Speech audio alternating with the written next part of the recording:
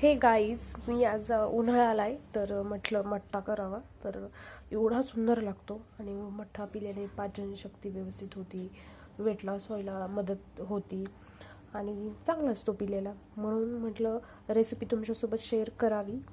तर मी आज मठ्ठा करत आहे. तर मठ्ठ्यासाठी लागणारं साहित्य मी ताक घेतलेलं आहे. ते ताक थोडं मिक्सरमधून काढलं आहे, त्याच्यामध्ये थोडंसं गार पाणी पण टाकून ठेवलं आहे ऑलरेडी.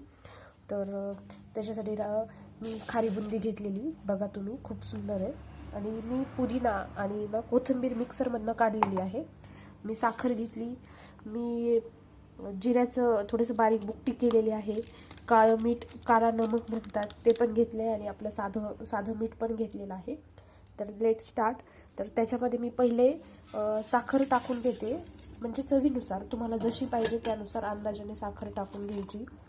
त्याच्यानंतर एक जिरे पावडर टाकायची, खूप छान चव येते आणि खूप छान लागतं. त्याच्यानंतर थोडंसं काळं मीठ टाकायचं. काळं मीठ हे बघा, काळं मीठ मी घेतलं आहे, अंदाजानुसार काळं मीठ पण टाकायचं. साधं मीठ टाकून घेऊया, साधं मीठ पण टाकायचं.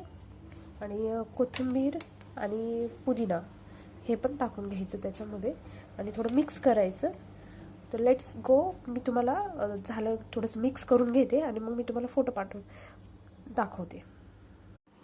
बघा, ते सगळं मिक्स केलेलं आहे आणि तुम्ही एकदम थोडंसं फ्रीजमध्ये ठेवून एक 10-15 मिनिटांनी पिऊ शकता.